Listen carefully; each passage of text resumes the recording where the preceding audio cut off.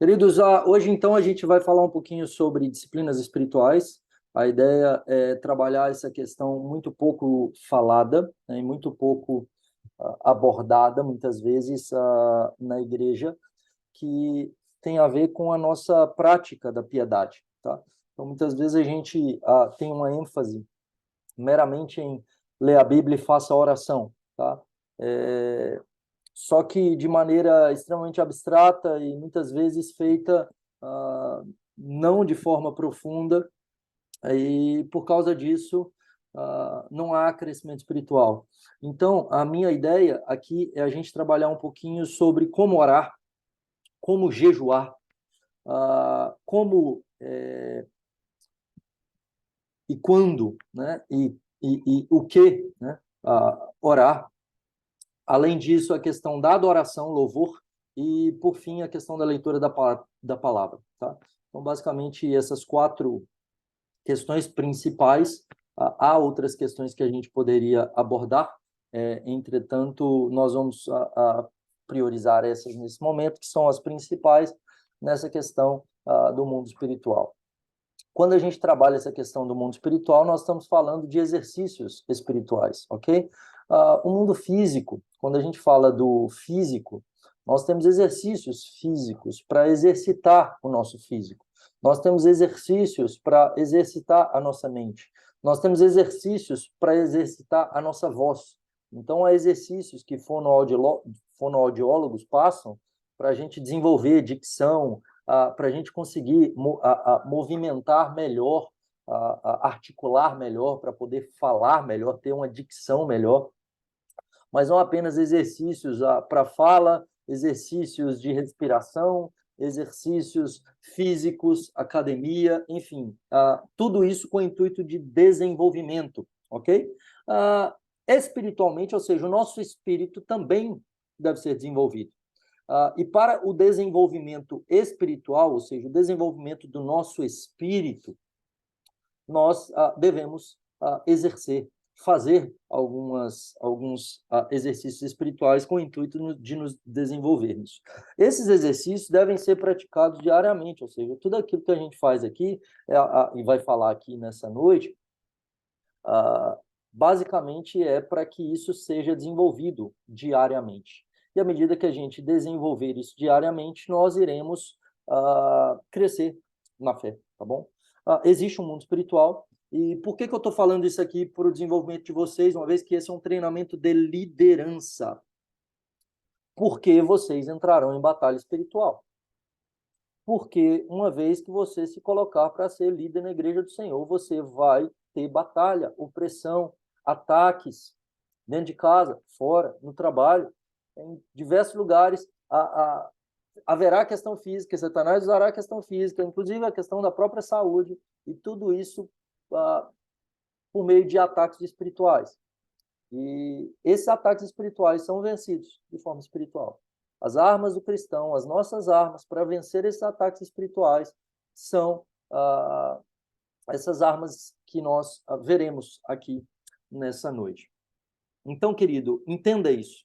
Você entrará em batalha. Satanás vai querer destruir a sua vida.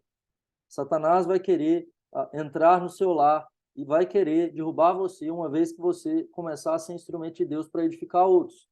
Porque ele não vai focar naqueles que estão mornos, naqueles que estão dormindo, naqueles que nada estão fazendo. Há um X nas costas daqueles que se levantam para liderar o povo de Deus. Há um X nas costas no mundo espiritual, e nós, uma vez que temos esse X nas costas, nós precisamos estar preparados. Ingenuidade não serve para nada. Então, nós estamos falando de entrar em batalha espiritual, ok? E ao entrar em batalha espiritual, entenda, como crente, a gente não precisa entrar para perder, a gente entra e vence. Então, a ideia é vencermos, batalharmos, e já tendo a plena certeza da vitória, porque o Senhor Jesus venceu, e nele somos mais do que vencedores. Então, sim, sofreremos. Sim, haverão dificuldades e sofrimentos, mas sim, a certeza da vitória, louvado seja o nome do Senhor, né? Então, vejamos aí a primeira arma, a oração. A oração, de fato, é o combustível da vida do cristão. Ao orar, E essa é uma questão muito interessante, porque a oração é algo físico, nós estamos falando ou pensando, tudo isso é algo físico, material, é algo que tem a ver com o nosso corpo. Entretanto, ao orar, nós estamos tocando a eternidade. Ao orar, nós estamos adentrando uma outra dimensão que não é apenas essa dimensão visível e física. Nós estamos adentrando uma dimensão espiritual. A oração é essa porta de entrada para esse mundo espiritual. Por meio da oração, nós entramos em batalha. Por meio de oração, nós entramos em comunhão com Deus eterno. Por meio de oração, nós crescemos espiritualmente, somos alimentados espiritualmente, somos edificados, e por meio de oração também nós podemos repreender os ataques do inimigo. Por meio de oração, nós podemos, inclusive, expulsar os demônios, né? Então, tudo isso, de fato, por meio dessa arma, desse instrumento que Deus nos deu, a fim de que nós pudéssemos nos desenvolver espiritualmente. A questão da oração, principalmente, e o grande inimigo da oração nos nossos dias e nas nossas igrejas, veja, nós estamos falando de cristãos que vão à igreja, frequentam a igreja, ouvem sermões, ouvem devocionais, ouvem podcasts, passam horas e horas a fio, muitas vezes ouvindo ou lendo livros, estudando teologia, e digo inclusive seminaristas, inclusive pastores, mas que não gastam tempo em oração, que não dobram seu joelho para orar. E por que não oram? Porque estudam teologia, porque ouvem horas de pregação e não oram.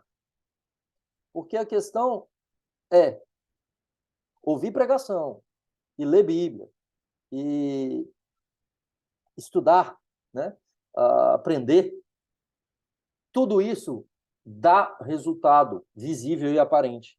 Qual? Porque eu aprendo e eu consigo mostrar isso para os outros. As pessoas podem ver o meu conhecimento bíblico. As pessoas conseguem ver o quanto eu sei de teologia. Eu consigo, por meio disso, aparecer no púlpito. Então, o grande problema da igreja hoje em dia é que os cristãos eles têm, de fato, se dedicado extremamente mais, não que tenham se dedicado muito, tenham se dedicado pouco, mas muito mais, proporcionalmente falando, à leitura, ao estudo, a ouvir sermões, do que a vida de oração. E porque oração não aparece. O quanto você ora não fica tão aparente diante das pessoas. O quanto você gasta de joelhos diante de Deus, orando no seu quarto em secreto, buscando a face do Deus Todo-Poderoso, não é aparente. O estudo, a teologia, todas essas coisas vão requerer de nós maior conhecimento, maior intelectualidade, vão mostrar muito mais. Entretanto, a oração só requer espiritualidade, só requer, de fato, um coração que anseia a face de Deus, né? Então, basicamente, são duas coisas que, de fato, devem ser buscadas, mas a oração tem sido colocada de lado. Só que a pregação vai acabar. A pregação é algo para esse mundo. A oração continua para toda a eternidade. O púlpito pode nos estimular à vaidade. A oração destrona a nossa vaidade e nos coloca de joelhos diante do Criador. De modo que nós, quando dobramos os nossos joelhos, nós paramos de querer que seja feita a nossa vontade e a gente passa a ser moldado para fazer a vontade de Deus, né? Por que a gente deve orar? Primeiro, porque a gente precisa. A gente não tem condição. Tudo que a gente faz e tudo que está diante de nós é incapacidade, é impotência. Nada depende da força do nosso braço. Então, nós precisamos entender e reconhecer quem nós somos diante de Deus. Nós vimos isso no caráter cristão, na primeira aula desse treinamento de liderança, que nós nada somos, nada podemos, nada temos. E se nada temos, nada podemos, nada somos, para exercer o ministério que Deus coloca diante de nós, é necessário que seja exercido na dependência dele. E debaixo de oração, muita oração. Você vai evangelizar alguém, você precisa ir debaixo de oração e jejum. Você vai servir na igreja, em qualquer área de liderança, você precisa ir debaixo de oração e jejum.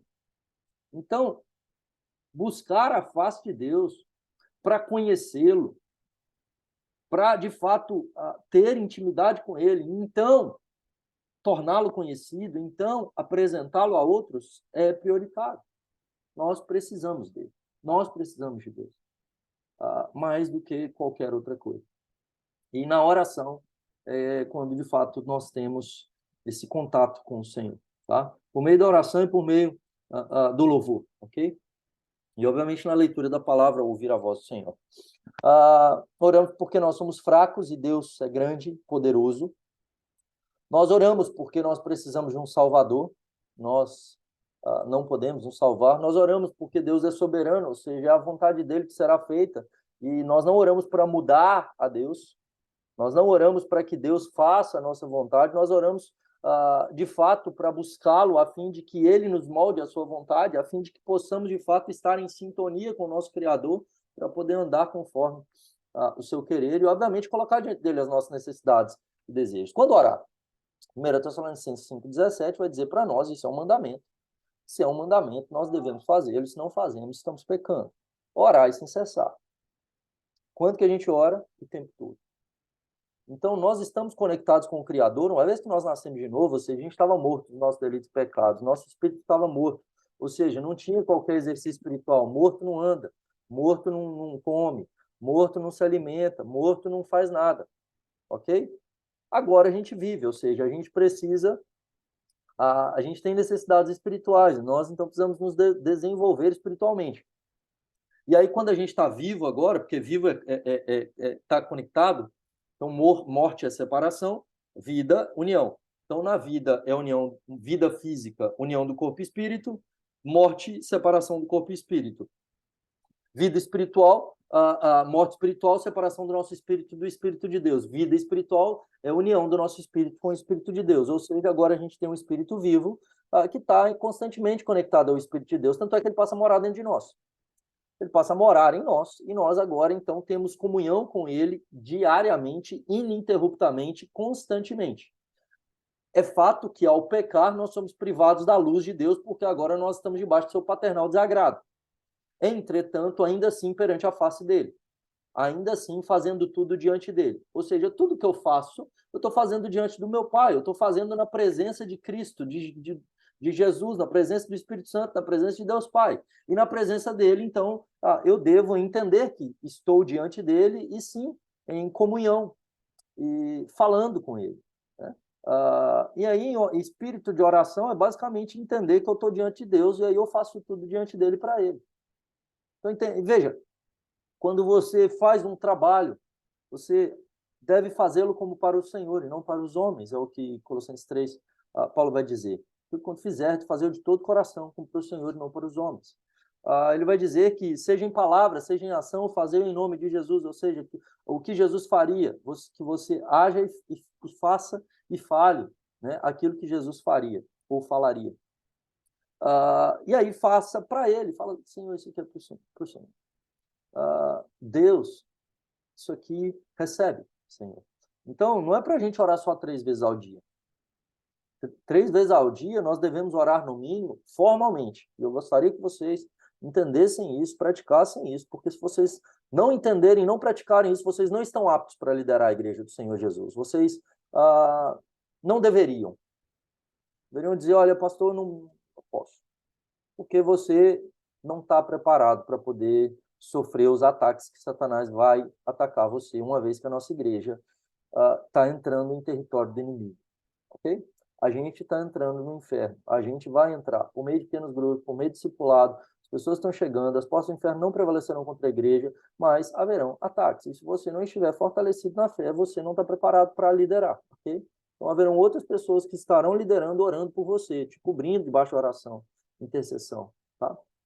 Então, isso é extremamente importante. Oração sem cessar, espírito de oração constante, né?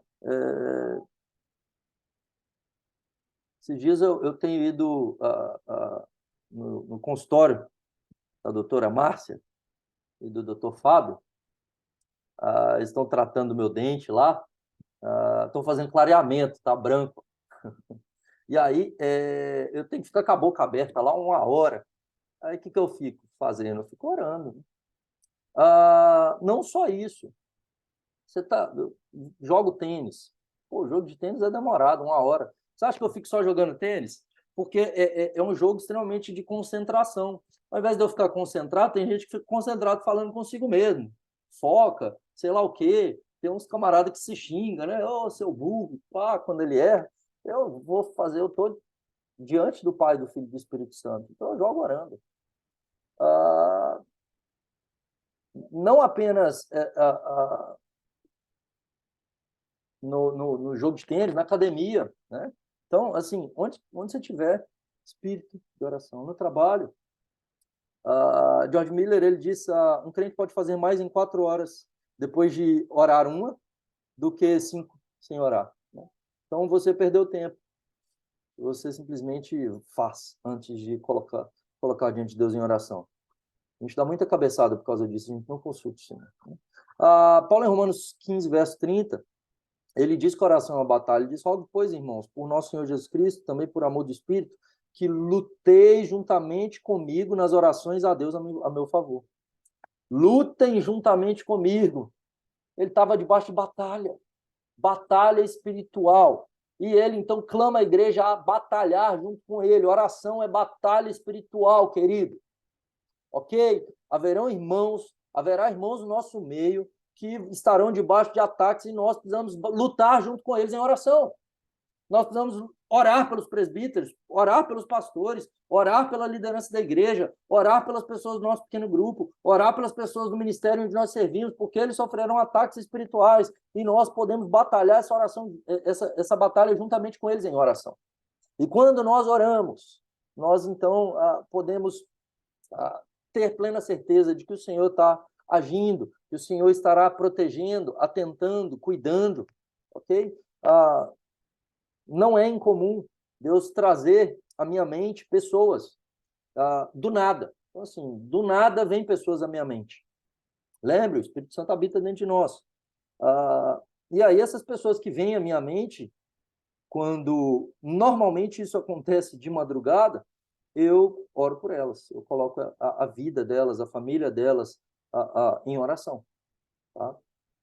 Lucas 22, 31 e 32, o Senhor Jesus revela um momento de batalha espiritual que houve. Ele descortina para nós algo que aconteceu no mundo espiritual que a gente não veria jamais.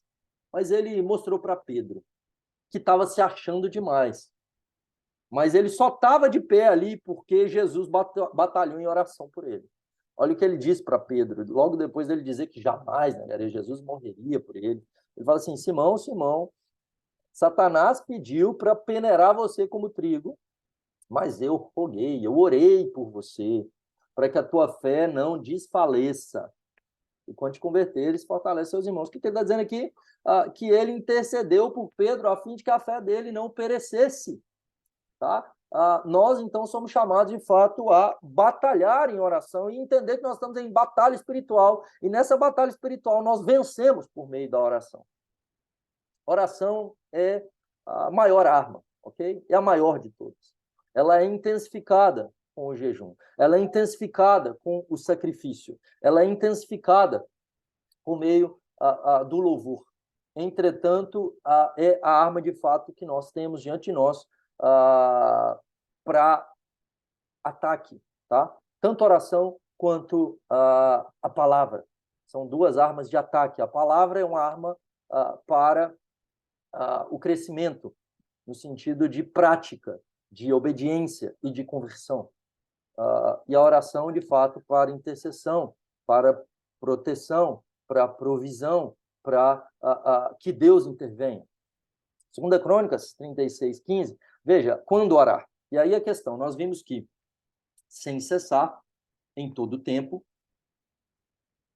Entretanto, alguns pentecostais diriam de madrugada é melhor porque a fila é menor, mas isso não é verdade, uma vez que nós moramos em um mundo que não tem madrugada, no sentido para todo mundo. Então, enquanto é madrugada aqui, é de dia lá do outro lado do planeta e tem gente lá orando do mesmo jeito. Então, em tese, não tem momento onde tem menos gente falando. Mais do que isso, Deus é onipresente, onisciente, então pouco importa a quantidade de pessoas. Entretanto, a questão da madrugada acontece muito na Bíblia. A questão da madrugada ou da noite, desse período noturno onde as pessoas estão dormindo, acontece muito. A 2 Crônicas 36:15 diz: o Senhor, Deus de seus pais, começando de madrugada, falou-lhes por intermédio dos seus mensageiros. Em Jeremias você vai ver isso muitas vezes, começando de madrugada. Né? Então, desde o dia que vossos pais saíram do Egito, enviei os meus profetas, meus servos profetas, todos os dias, começando de madrugada, os enviei. Então, esse pessoal esses profetas, esses servos de Deus, que de madrugada estavam diante de Deus e anunciavam a palavra. Eles ouviam de Deus e anunciavam de Deus para o povo. De madrugada. E Jesus orava de madrugada. Constantemente. Não era uma prática, vamos dizer assim, de vez em quando, ou porque Jesus, nesse momento aqui, não deu, sabe? Então, ele... e veja, ele não tinha, vamos dizer assim, motivos físicos para orar de madrugada, porque ele trabalhava o dia inteiro. Ele não tinha tempo para dormir, então era um momento para ele descansar. Mas, como de dia ele passava o dia inteiro com o povo, muitas vezes era de madrugada que ele tinha tempo para passar com o pai. Mas não só isso, ok? A questão da madrugada tem um sentido, além disso, que é a questão do sacrifício. Lembre-se, físico e espiritual. Diante de Deus, a disciplina espiritual é exatamente nós sacrificarmos a carne para fortalecer o nosso espírito. Isso tem significado no mundo espiritual. Ou seja, quando eu sacrifico a minha carne, quando eu ofereço a Deus um sacrifício físico, isso tem significado espiritual e me fortalece espiritualmente. Ok? A gente vai ver isso com relação ao jejum. Mas, na própria prática da oração, e você vai ver isso, principalmente os orientais, os coreanos, orando de madrugada porque eles descobriram, ok? E não é uma questão meramente de barganha. Eu vou orar de madrugada porque aí... Não é uma questão de barganha, é uma questão de fome por Deus. Assim como o jejum não é barganha, a oração de madrugada não é barganha. Eu oro de madrugada porque eu preciso orar mais. Eu preciso estar a sós com meu Deus. Então eu busco a Ele. Então, querido, você precisa começar a buscar a Deus mais.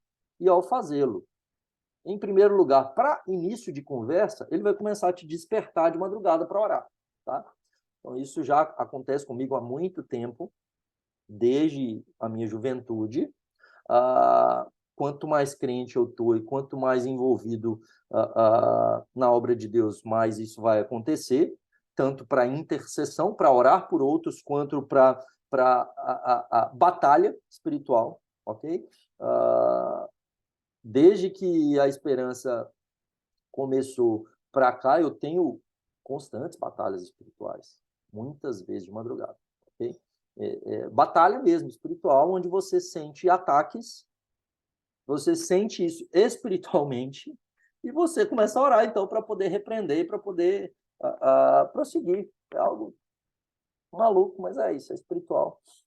E acontece. E Jesus orava bastante de madrugada. Marcos 1:31, de madrugada, no meio da escuridão, Jesus levanta, vai para um lugar deserto onde fica orando. Jesus sai para o monte a fim de orar, passou a noite orando. Né? Paulo e Silas estão presos. O que eles fazem lá meia-noite? Meia-noite já era a madrugada para aquela época, não tinha luz elétrica. Eles estavam orando e louvando a Deus. E Paulo, em 2 Coríntios 11, a gente vai ver que ele fala que em trabalhos, fadigas, tudo aqui falando de obra de Deus, ok? No serviço à igreja, em vigílias, muitas vezes. O que Paulo fazia muitas vezes? Vigílias. E, de fato, a vigília, de fato, é em oração, tá? Então, orando de madrugada pela igreja do Senhor. É o que ele vai dizer: sobre mim pesa essa diariamente a preocupação com as igrejas. Então, ele, muitas vezes de madrugada, ele sequer dormia, orando, batalhando pela igreja, se colocando na brecha pela igreja. A igreja não cresce à toa, não, querido. A igreja não desenvolve e vive avivamento à toa, não. É debaixo de oração, jejum, oração de madrugada, sacrifício diante de Deus, matando a carne, buscando a face de Deus, entendendo o que é mundo espiritual, para, de fato, colher frutos espirituais, entendeu? Então, você vê o pastor lá na frente, pregando, e acha assim: nossa, que benção. Há muita luta antes de pregar, para que, de fato, se chegue a resultados físicos ou visíveis, né?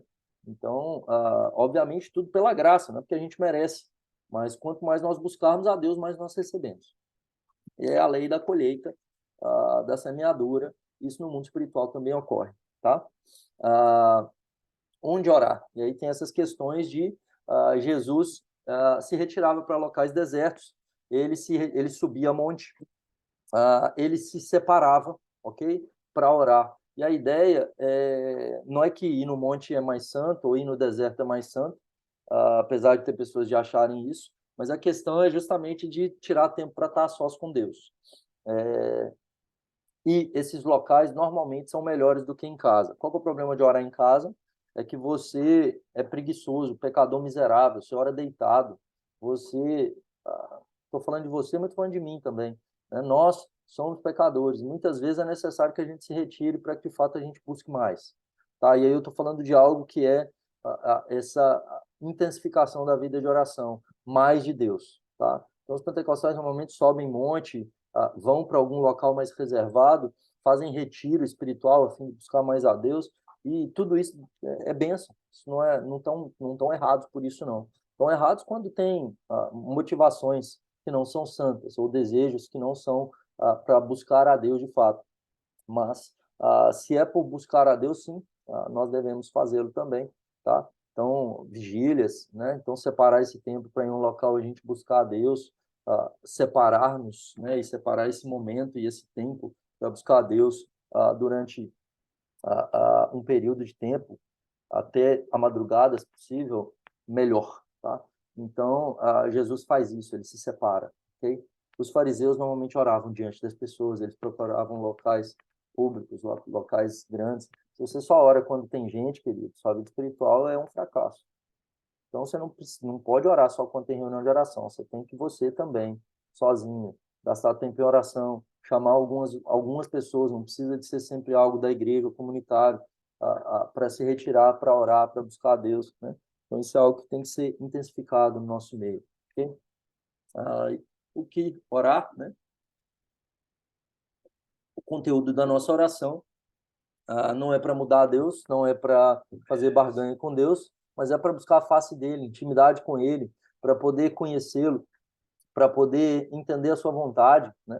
Ao orar, não coloca diante de Deus logo só a questão da necessidade, né? Então, procure, né, na oração,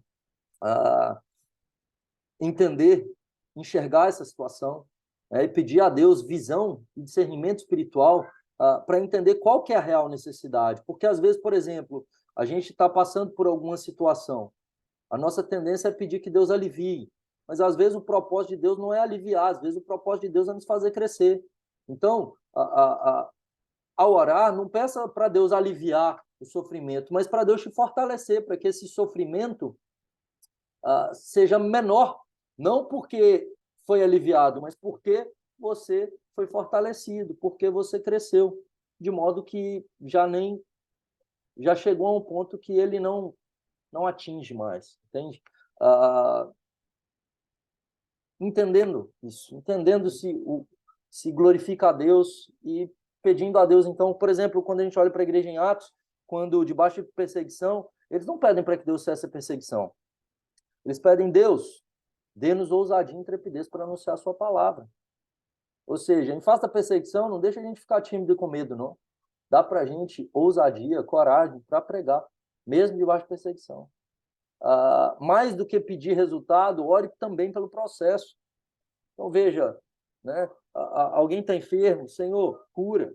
Mas não apenas ore pela cura, ore para que Deus trabalhe no coração daquela pessoa, para que Deus fortaleça a sua fé, para que Deus cuide da família, para que Deus os abençoe durante esse período, esse processo, e que o nome dele seja glorificado.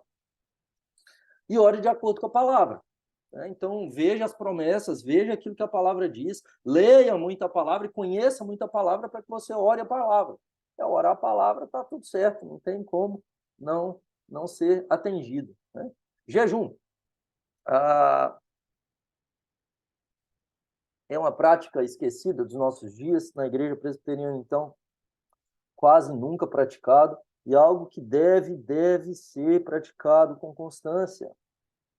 Algo que nos dias de Jesus era muito praticado, mas de maneira errada, para aparecer, para as pessoas verem. Então, o pessoal fazia jejum 2, 3 vezes por semana, mas eles colocavam o rosto desfigurado, né? Para que as pessoas vissem a piedade aparente. Não é para a gente ter piedade aparente, jejum é para a gente crescer na fé. John Piper ele tem um livro chamado Fome por Deus, sobre jejum, leia, muito bom. E ele diz que há essa fome por Deus na nossa alma. Deus colocou a eternidade no nosso coração e somente Ele pode satisfazer essa necessidade. Então, quando a gente anseia por mais de Deus, então a gente se abstém do alimento, oferece um sacrifício. E esse sacrifício oferecido a Deus, o John Piper chama de fome por Deus. Então, essa fome de Deus.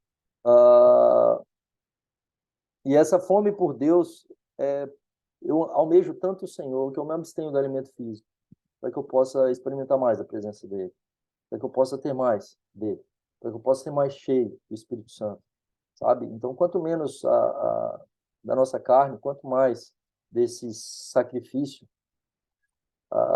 vivo, santo, agradável a Deus, ele, de fato, nós crescemos espiritualmente. Né? E, obviamente, a gente está também exercendo um exercício de autocontrole, de domínio próprio, quando eu mostro que eu tenho controle sobre o alimento. O dízimo, a prática do dízimo, oferta, tá? Que é outro sacrifício. O dízimo é um ato de adoração, mas você pode oferecer oferta em termos materiais, de dinheiro a Deus, ou como esmolas àqueles que necessitam, como um ato de fato de exercício de piedade, tá? É um exercício de piedade, esmola e oferta. Nós crescemos espiritualmente quando fazemos, é algo meramente físico, é algo material que você está doando, mas isso está voltando para você de maneira espiritual em bênçãos, em crescimento, em maturidade. As esmolas de Cornélio subiram perante a face de Deus como um aroma suave. Né? E aí, então, isso, né, nos faz crescer espiritualmente. No Antigo Testamento, os sacrifícios eram oferecidos, haviam ofertas voluntárias, e também havia o jejum. Né? E esse jejum, de fato, que o Senhor Jesus faz, Paulo fazia, né? Ele vai dizer em fome, sede, jejuns. Então, o jejum aí, de fato, é buscando a face de Deus. Ele é estabelecido no Antigo Testamento no Yom Kippur, tá? Então, no dia da expiação. No Yom Kippur, uma vez por ano, todo menino e toda menina judia, eles tinham que jejuar, ok? Eles jejuavam o dia todo. E de 13 anos para cima, eles jejuavam a fim de buscar a face de Deus, expiação, ou seja, em arrependimento pelos pecados, para alcançar o favor de Deus, para que Deus voltasse para eles. Né? E aqui está uma especificação do que é feito pelos judeus, né? Para como eles deveriam exercer esse jejum. Né? Então, a proibição de comer e beber, então não pode comer e beber, não pode se lavar. Tá? Então, você vai se lavar o mínimo possível. Então, por quê? Porque você não está preocupado com a sua aparência. Você está afligindo sua carne para buscar a face de Deus. Então, eles sequer se lavavam. Por isso, os fariseus, posteriormente, né, querem aparentar extremamente piores, mas justamente a ideia é demonstrar isso. Não pode passar creme, óleo, maquiagem, qualquer coisa nesse sentido. E ter relações conjugais. Quem não tem condição de jejuar o dia todo, né?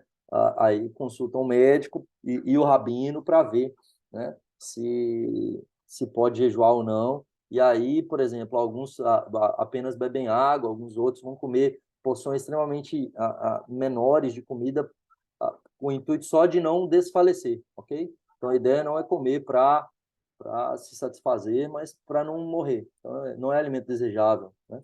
Ah, e aí, qual que é o propósito do jejum, né? O propósito do jejum não é mudar a vontade de Deus, não é para impressionar as pessoas, não é para as pessoas verem quão espirituais nós somos.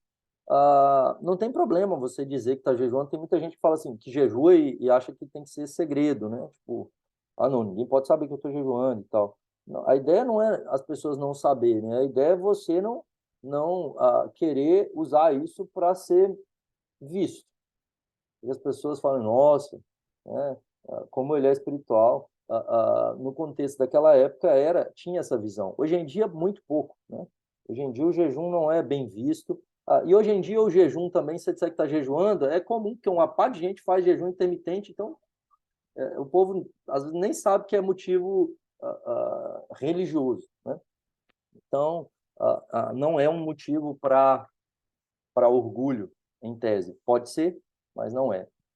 Então, não devemos fazê-lo para ser admirados, mas para buscar a Deus, para buscar a aprovação de Deus, não dos homens, né? Para nos humilharmos perante a face de Deus, para mostrar de fato que a gente não pode, que a gente não tem e que não há outro caminho, a gente precisa apenas do Senhor e que Ele olhe para nós e reconhecer a total dependência dele. Nós precisamos do Senhor mais do que o alimento físico, nós precisamos do cuidado paternal, da provisão espiritual dele muito mais do que o alimento físico, e nós abrimos mão desse alimento físico para ter mais dele. E quando assim nós fazemos, assim nós o recebemos, né? E ao jejuar, a gente fica mais fortalecido contra os ataques do inferno, de Satanás. Saiba, se alguém me chamar para expulsar um demônio, eu posso não estar em jejum, mas eu começo o jejum na hora e vou em jejum. Levítico, como jejuar? No Levítico 23, ele vai dizer, olha, o 10º dia desse 7º mês será o dia da expiação, o Yom Kippur, tereis santa convocação, afligireis o vosso espírito, oferecereis oferta queimada ao Senhor. Então, como que é o jejum? Afligireis o vosso espírito. A ideia é de humilhar minha alma diante do Senhor, buscando a face de Deus e falando, Senhor, não posso, eu não tenho. Então, sempre é acompanhado de pano de saco e cinzas. Não é só abster-se do alimento, é um estado espiritual, uma posição espiritual diante de Deus, de humilhação, de joelhos diante do Senhor.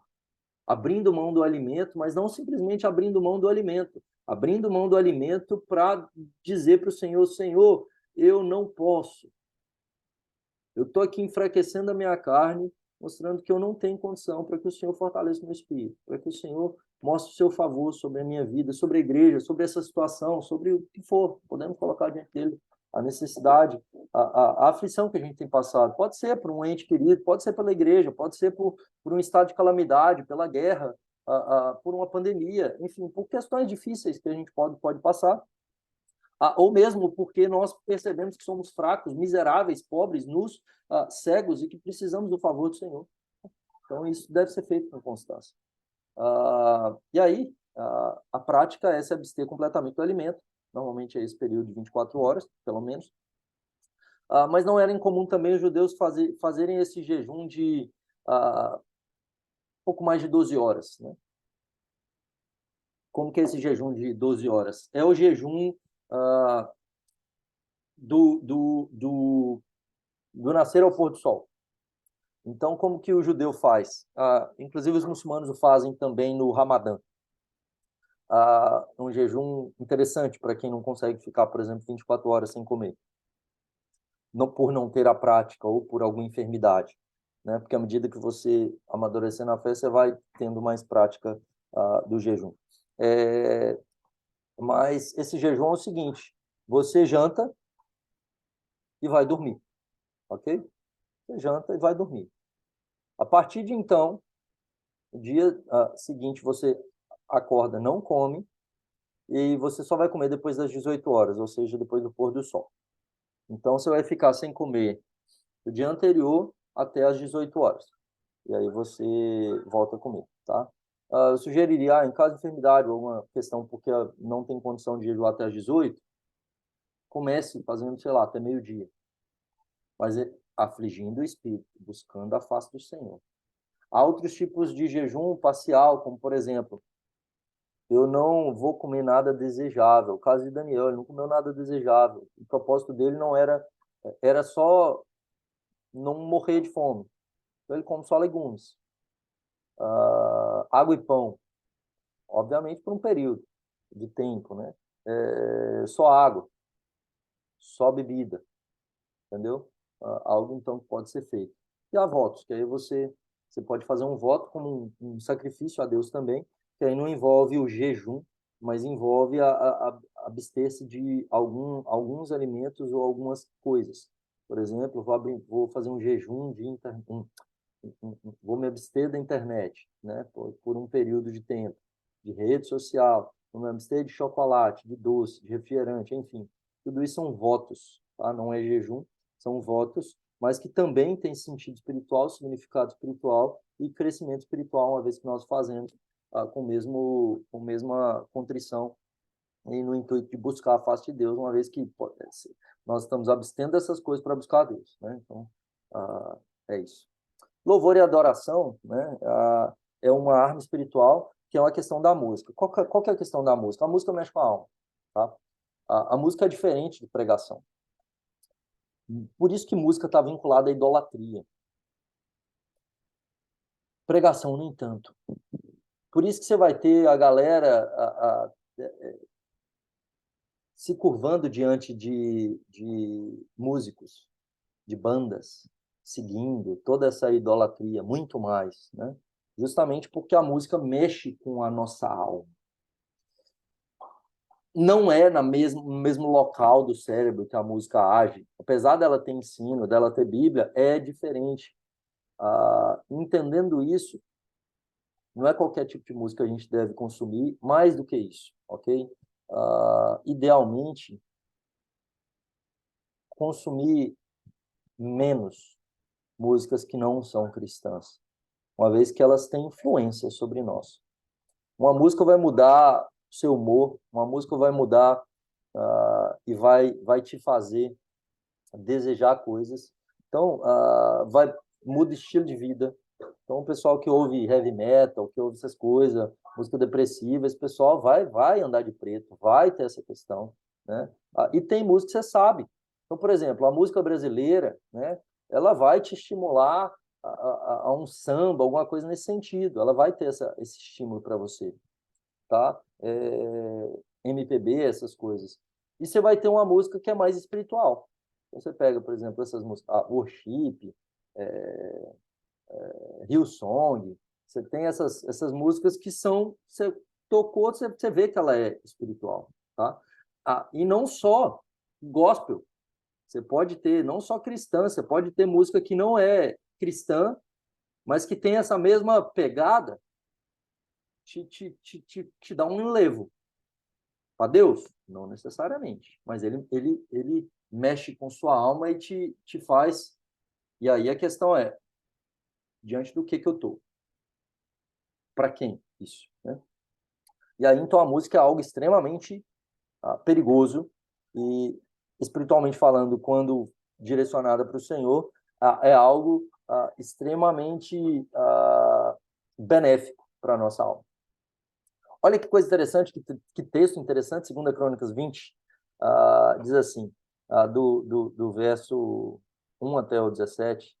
Então veio o Espírito do Senhor no meio da congregação sobre Jaziel, filho de Zacarias, filho de Benaia, filho de Jeiel, filho de Matatias, papá. E aí ele diz, dai ouvidos, todo Judá, vós moradores, tu, ó rei Josafá, ao que vos diz o Senhor. Não temais, nem vos assusteis, os moabitas estavam diante de Jerusalém, por causa dessa grande multidão, pois a peleja não é vossa, mas de Deus. Amanhã, eles já estavam afligindo a alma diante de Deus, falando assim, Deus, a gente não pode, vem em nosso socorro.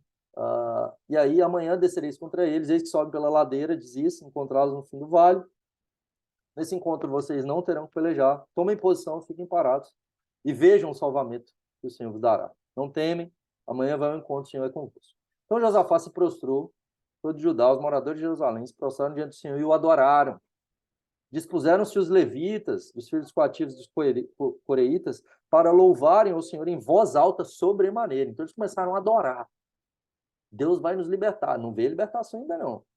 Eles estão adorando a Deus. Eles estão diante de uma batalha física e, obviamente, espiritual. Satanás também está no meio. E eles estão adorando a Deus, com voz alta sobremaneira. Pela manhã cedo se levantaram e saíram ao deserto. Ao saírem eles, pôs-se Josafá em pé e disse: ouvi-me, ó Judá, e vós moradores de Jerusalém, crede no Senhor, estareis seguros, crede seus profetas, prosperareis. Aconselhou-se com o povo, ordenou cantores para o Senhor, que vestidos de ornamentos sagrados, marchando à frente do exército. Olha só, o louvor à frente do exército, louvando a Deus, dizendo: rendei graças ao Senhor, porque Ele é bom, porque a sua misericórdia dura para sempre. Tendo eles começado a cantar e dar louvores, pois o Senhor, enquanto eles louvavam, cantavam e louvavam, pois o Senhor emboscados contra os filhos de Amon e Moabe, no Monte Seir, vieram contra Judá e foram desbaratados. Então veja, talvez daqui venha aquela frase, né, que o louvor liberta, alguma coisa nesse sentido, mas a questão é,